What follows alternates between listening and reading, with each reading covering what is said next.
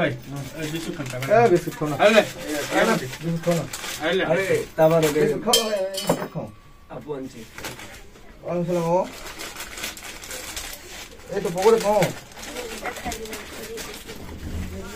ওই ছোটটা খাবারটা ভিজে দিয়ে এই এটা টানো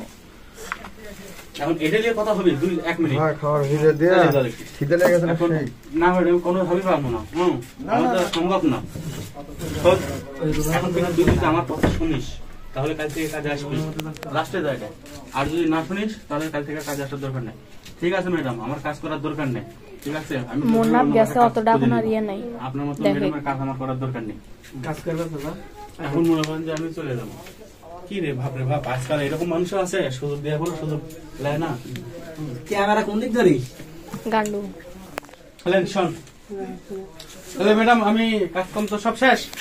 আমি গেলাম আরে যাবি কোথায় শোন বেলা তো অনেক আছে